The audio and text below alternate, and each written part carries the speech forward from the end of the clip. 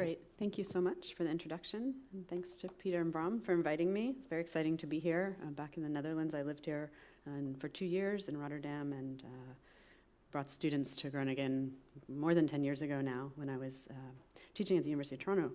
And it's also a great pleasure to be here today with my colleagues, or cohort, a term that I know they use that we don't really use in architecture, which I think is something we maybe we'll talk about a little bit. We were hoping after our presentations we could have a conversation together and just talk a little bit about maybe the somewhat problems of how two different disciplines try to talk to each other, or what we can do together. And in that vein, I'm an architect. I have a practice, as has been mentioned, with my partner Michael Meredith. We're based in New York City, very close to Columbia's campus. And I also teach full-time, so I lead this kind of dual life. Part of my teaching, I direct the housing studio for the Masters of Architecture students. It's a 45-year, roughly, tradition within the school that housing is a kind of main part of the curriculum and pedagogy, which is, I think, much more, common, maybe here in Europe. Many schools actually in the United States are not teaching housing, or maybe even concerned with it to be part of the core of the education, so that's something I've been working on. In addition to that, I teach advanced studios, architecture design studios, where students get to travel, and that work also has involved both Gina and Andrew, where we traveled somewhat together to Rio de Janeiro, and we're working on and looking at Rio dos Padres favela there. So in any case, I wanted to just present some of the work from my office, just briefly, very quickly, to give an oversight of a couple of the built projects. And then in parallel to the building projects, we're also working on invited competitions that include also exhibitions, invited exhibition proposals for projects that are more about the city. I think our office, Moss, we're very small, less than 10 people, has really begun through a kind of more traditional, let's say, American office type, where we are working on small-scale projects like houses. It's always tricky how you go from designing a house to something more public or institutional or cultural. This was a project we had built in Denmark, in Skive. It's about 2 hours north of Copenhagen, called Krabbesholm. It's for students between high school and university for the arts. Sorry, just back quickly, for the arts. And so the students are working in a campus that had been largely dispersed. We were invited to produce new studio buildings where the students could work in proximity to one another. We proposed to make separate studio buildings for each of the disciplines: photography, architecture, art, and graphic design. And in the way that those buildings meet one another, produce an outside covered space. Let's see if that works. Yeah, here.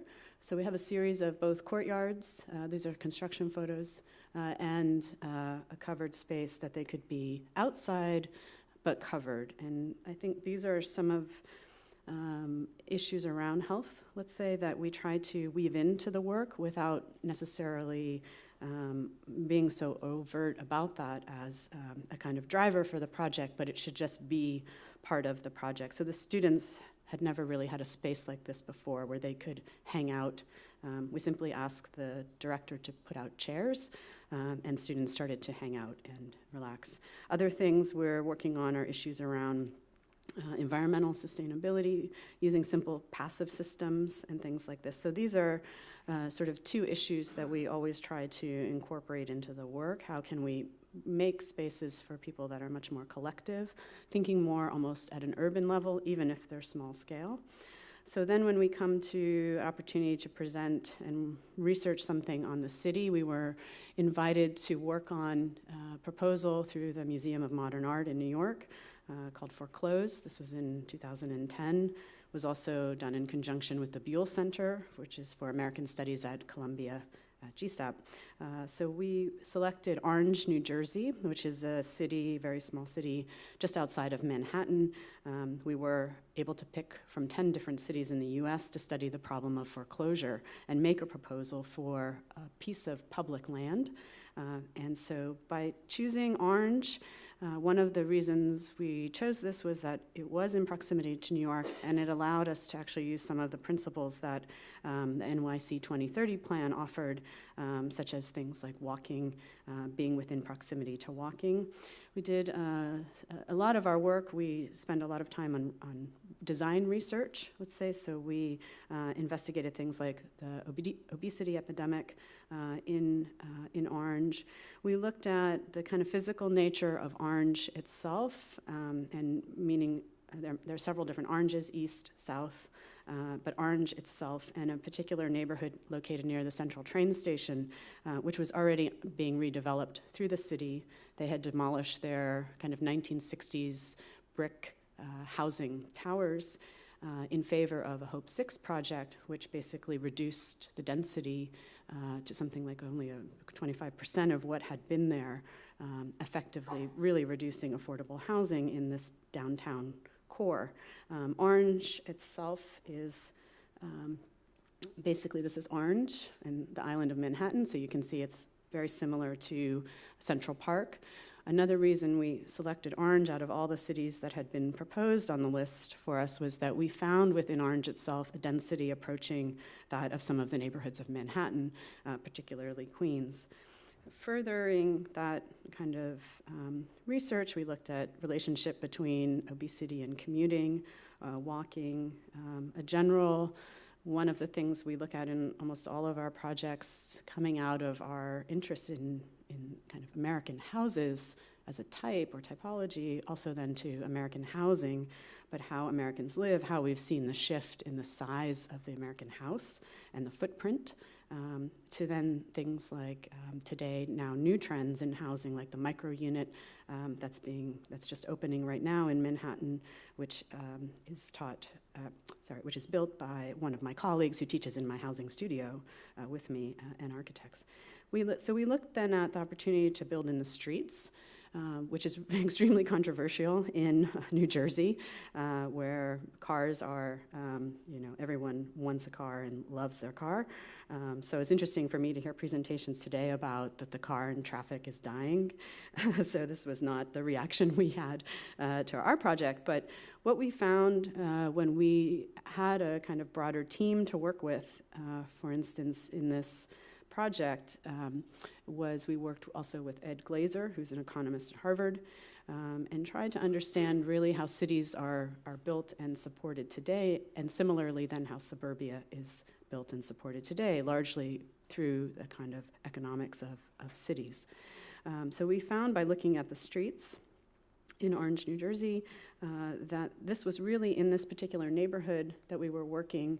This is a central train station. This is a highway. It may look like a river, but in fact it's Route 280, and it's a sunken highway, so it physically divides the city of Orange proper, and then bifurcates the city, but also isolates this neighborhood, which is where we wound up working in. Anyway, we found that after studying, the city had a certain amount of money, roughly $650,000 a year, that they spend just on maintaining the streets. And in that, sort of walking around Orange, we uncovered many issues that were not just about foreclosures, but rather just vacant properties, empty streets that really were wide enough to have cars, but people were not parking their cars, roads that were in really a lot of disrepair. And also a hospital that had been abandoned. It's roughly about 40 acres, so sort of right in the heart of this one neighborhood.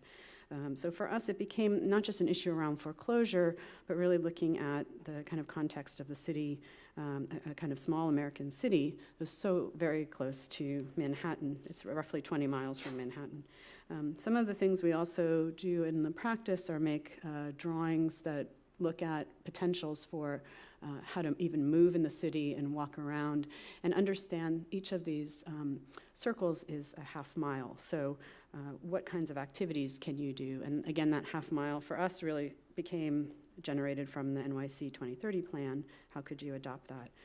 So then our proposal was to literally build something in the streets, and this is a better diagram, and we sort of, being academics, we decided we would make this more of a proposal about a hypothetical than an actual, since it was for a museum. In the final exhibition, we just proposed that it went everywhere. So what would happen if you literally built the entire city with housing in the streets? And a very simple idea around the housing itself was very narrow, almost more like a brownstone, with a lot of open windows and light. I mean, this is maybe also here in the Netherlands, not so surprising, but rather a kind of radical proposal for New Jersey. Things like really thinking through the problem of live-work. Orange has a fascinating history. It's one of the first settlement houses in the United States. And so in this case, pink would be work and white is live, or vice versa. But to really start to get at new ideas and a loosening up of these kind of very strict laws, zoning laws, lot lines. And of course, those things are important and serve their purpose. But could we just be a little freer, a little looser, and try to think about new things for the way in which today's society functions? So there's some drawings. We were invited also for a proposal in Osaka to rethink basically an island within the downtown that was having a new extension of its train system, where we made sort of very simple, efficient towers grounded on a kind of typical podium base, but very open. Again, a kind of loose arrangement of the buildings to produce courtyards that could be for outside. And really rethinking also the elevation, just simple ideas around energy at the facade. Excuse me. Another project, I have just two more things to show quickly, but we're working on right now under construction. This received a Wholesome Lafarge Global Architecture Award for Sustainable Construction. It's an orphanage project in Kathmandu. So a project that looks at the problem of both a library, communal dining space, classrooms, and housing for orphans. And at the edge of Kathmandu, understanding the city is spanning in that direction. Let's say, unlike the projects in Orange or in a proposal I'm going to show next for Detroit, there are no building codes. And so what became issues around health here, the client wanted to have a building that was very sustainable, that could sustain itself, support itself through food, things like this, so that the building's structure could actually sustain and support physically plant growth, let's say through planters. And since there were no building codes, what we did and what we had to comply with were the issues around structure. And so that became essentially the entire project, even so much so that the whole building is about its structure. And so the architecture and the structure become one thing. They're integral to each other. So we produce this kind of lattice, this sort of double-shelled cage. After traveling there and understanding the construction type, which is typically this cast-in-place beams and columns, what would typically be found is brick infill. We removed the brick and introduced another column so it could be much more open and have light and air, and a place that was not so dark, especially for the kids, that the space in between then could also structurally act with bracing via the stairs, and then the stairs can also operate as a place for hanging out and socializing. And so that's sort of one project that tries to look at issues around isolation and being very open. And the last one is this is a proposal that's on exhibition right now in Venice at the Architecture Biennale in the U.S. Pavilion. We're one of 12 offices looking at 4 sites in Detroit. The site we were given is along the De Kindercut, which is a sunken train line that has been abandoned and now recently converted into a bike lane. And we're also to the east of Eastern Market, which is over here. Basically a market that on the weekend has something like 40,000 people in attendance. The site that we were working on, we were given was a kind of L-shape site here.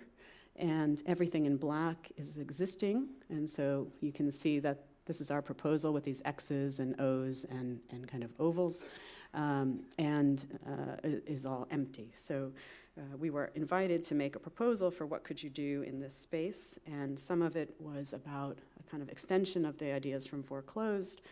In this case, we use very simple ideas around, and simple, straightforward construction techniques of cast in place or precast concrete that's typically found in parking structures. So idea of an infrastructure that could easily be adapted, and propose that for the housing. So very simple kind of repetition.